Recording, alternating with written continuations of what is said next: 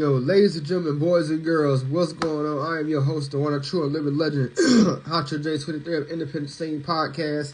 I want to take this opportunity right now to thank you guys for joining me. It is such an honor and such a pleasure to be coming before you guys once again and bring you guys some more new content and bring you guys some more gems and some more knowledge.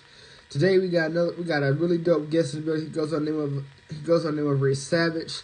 And definitely an artist out here on the rise, definitely putting on for his city, and I definitely can't wait to tap in with him. But with that being said, ladies and gentlemen, please welcome my guest at this time. He is the homie in the bro official, Ray Savage. Let's get it.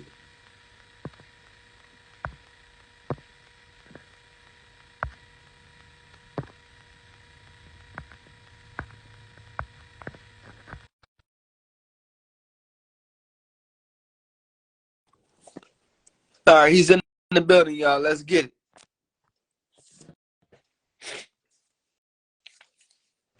Yo, what's good, my boy? Yo, what's the word, gang? What's going on, my God? It's good to, say, finally been happening here with you, man. Definitely a pleasure to be, saying to have you on the show, man. So definitely real quick, I want you to introduce yourself to the people, man. We're going to jump right into it, my guy. What's good, man? It's your boy Ray Savage, I'm putting on for the South by 7. I love, so, I'm a savage for love. That is what it is. Most definitely. Well, first of all, man, we definitely, like I said, it's a pleasure to be tapping in with you, man. I definitely want to go ahead and jump right into this conversation, man. So first things first, man. The name Ray Savage, man. Where did the name come? How did the name come about? All right. Actually, so my name started when I was in 9th grade.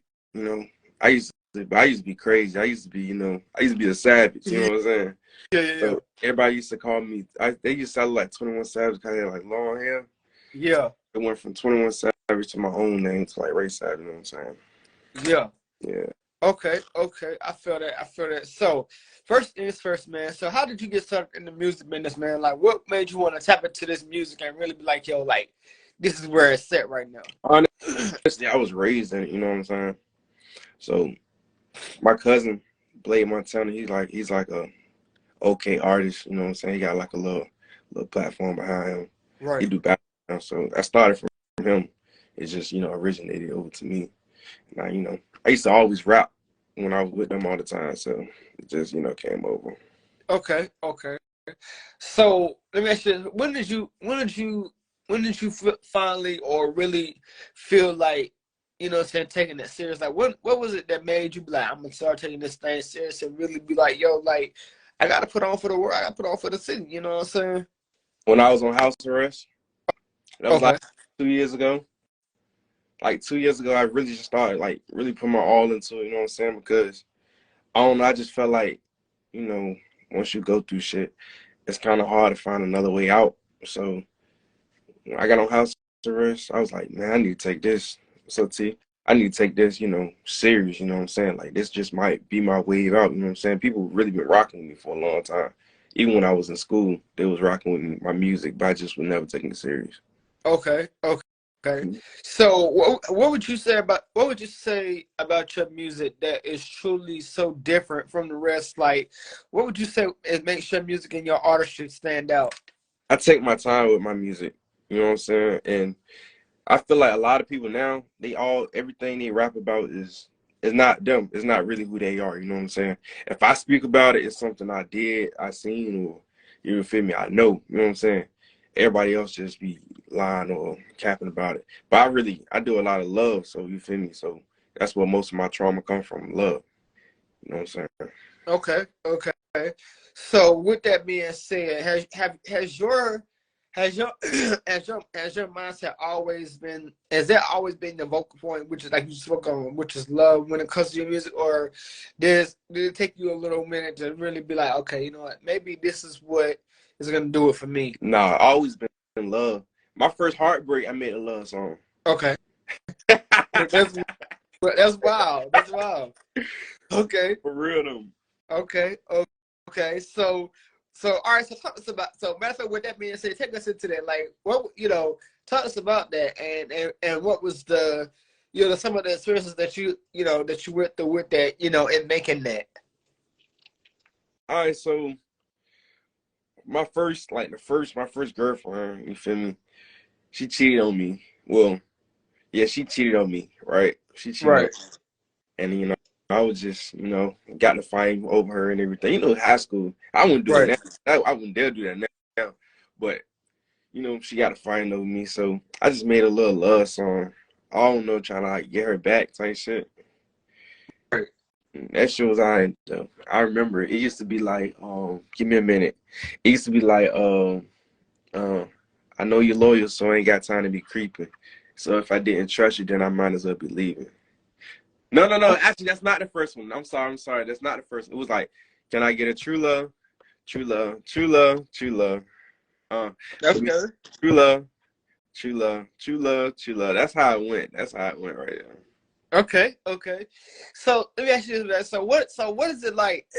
Being able to connect with the people, man, and really being able to like, show them like your sound, like your flow, your style. Like, what is that like? Networking is kind of hard for me. I'll be honest with you. Like networking is kind of hard for me because I don't really like.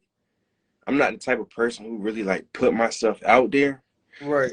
Honestly, I get more views. Like I don't really push my music like I'm supposed to, but I get more views than a lot of people in my city. Like honestly, like overnight, I get way more views than a lot of people in my city. I mean, it just is what it is. And I haven't put out no visuals yet. Okay. So with that being said, so what is it that makes you feel like the visuals that that makes you feel like maybe not putting out visuals right now is not, what I'm saying, is what I'm ready to do just yet. I used to want to be on my her shit. Like you remember how her when she first came out, like she just didn't want to, you know what I'm saying, didn't want to show her. I used to want to be like that. But now I actually got a visual set up for the 7th next week. So I'm about to put out my second visual. That'd be my second one, actually. Okay. So real quick, talk to us a little bit about your growing up. What was growing up like for you, and then also, give us some insight on some of your favorite artists that you grew up listening to as a kid. All right. So when I was little, my mom, aunts, and all them used to get together like every Friday night and party till like Saturday morning. So when we was growing up, we were always, me and my little brother and sisters were always like dancing those type of like. It was Robin Thicke, Okay. Robin Thicke. I listened to it was like a lot of older music. I don't know if you know like the Floaters and music like that. You know what I'm saying? There was a lot of older music like that. So we used to always dance to that type of music. But my background, it's off of me. You know what I'm saying? Okay, so with that being said, who were some of your people that you grew up listening to? Like, who were some of your inspirations growing up? Growing up? Yeah. I used to love Robin Thicke. I still now to this day I rock with Tyrese, and be honest, not Beyonce. I still love BB. Okay. All right. So, what would you say is the most important about your music and your artistry? Like, what would you say is the most important? Most important about my music that it's original. It's me. Okay. Everything that come out just come from my heart. How I feel right then and there. Okay. All right. So with that, when it comes to performing, now I'm not sure if you've been performing or if Actually, you just TC gave me the opportunity to perform for the first time, and then I had another one, and I just had my third one that was with her recently. So I got comfortable now. I was real nervous at first. I was, okay. You know what I'm saying? My very first, I was nervous, but now, I just realized like we people, you know what I'm saying? I'm not scared of none of y'all on the street, so I'm gonna be scared of y'all on stage. You know what I'm saying? Right. I feel that. Okay. So like when it comes to like certain songs or certain music that you put out, like what would you say for you has been your greatest song or your greatest project or your greatest single? Like what song or what project do you feel like has been like you're like this is it, like this is the one type shit? Actually, I got three songs that actually did pretty good. Okay. My first song did real good was Carmel. No, actually four. I have a song called Blackout. Okay. Um, I have a song called Carmel Okay. that I heard, and then Hard to Breathe. I can drop that last year, and then the new one that just dropped like 2 weeks ago, LMA. Okay. Okay. Okay. All right. All right. So with that being said, when you was dropping these songs, like, did you ever have a moment in time when you caught writer's block where you're like, yo, like this ain't it, like, yo, like this song, like I'm having a hard time putting this song together, or trying to find the words and the rhythm and the rhyming to the song, or like did it all just come naturally? No, actually, LMA, I went to the studio and I freestyled LMA, and I was done within 20 minutes with LMA. I was just, with Blackout, that was one of my first songs. So it took me time. I used to, punch in a lot. I did a lot of punching. And then the Carmel, that just came to me. Like I was just freestyling. It was just flowing. Like I was like, oh, I like this. I like this. I like this. So mostly everything really, I'm cheap, so I try not to spend too much money in the studio. You know what I'm saying? Okay. Okay. I feel that. I feel When I that. like, by the time I get there, everything should be flowing, right. But if it don't, I just had to stay a little longer. It is what it is. Right. Right. Right. All right. So what would you say, what would you say to the younger upcoming artists of today? Like for all the younger upcoming artists that's trying to rise through the ranks, trying to, get into this music scene. Like what would you say to them to keep them going, to get them into their musical journey? Don't be scared to be you. Be your true self. You know what I'm saying? You don't have to put on no facades for nobody, because at the end of the day, nobody's going to care about you like you care about yourself. That's just being honest. Everybody, sometimes I feel like this now. Sometimes I feel like, man, I don't want to do this music no more. I don't want to do it no more. But you actually be surprised about the people that you don't know that listen to your music and that you really touch. So, it's always somebody out here that's looking at you at all times. You know what I'm saying? So, and keep God first. Most definitely. Most definitely. All right. So let me ask you this, man. So, we've had, and I'm not sure if you really been paying attention, but we've had a lot of versus battles, man. We've had a lot of, so many legends and icons come together, going, going song for song, pound for pound. Like, I want to get your thoughts, because what is your take on, artists coming back together and, basically having that trip back down memory lane for some of their musical hits From the industry level or underground? from the industry level. I feel like it's a good thing, because it's reminding a lot of the younger people about where music originally came from. Right. But get out of hand now, because honestly, to me, music is nowhere near where it's supposed to be at all. At all. You know what I'm Right. saying? Like these TikTok songs and all that, that's not music. That's just, Right. Exactly. Exactly. All right. So has your music and your side always been, have you always felt like storytelling has always been your thing when it comes to your music? Or do you feel like, once you put a song out, people are gonna automatically, rock with it and get behind it? You want to know something crazy? What's that? I don't like none of my music. My lights, What? I don't know what just happened, bro. My lights just cut out. I'm sorry. Oh man, not a power surge on you. Yeah, the lights literally just cut out. Oh man. Oh man. Well, hopefully mine don't cut out. Hopefully, but like I said, all right. So yeah, so like, so all right, there we go. So with that, so like I said, so with that, man. So what now? Coming back to you, like, what would you say about yourself that you want the people to always remember and know about you when it comes to your music? With my music, before anything, put God first before anything. So everything I put in my music, you're gonna hear something religious come out my music. That's just me. You know what I'm saying? It can be, even if the song have a negative view, Yeah. look positive. You know what I'm saying? So with my music, you can always expect to hear about God. If you don't like it, I'm sorry, just who I am. I'm do it for me. And you can always hear something about love. I can always switch it up. Don't get me wrong, I can definitely switch it up. Right. But That's what I just prefer. Okay.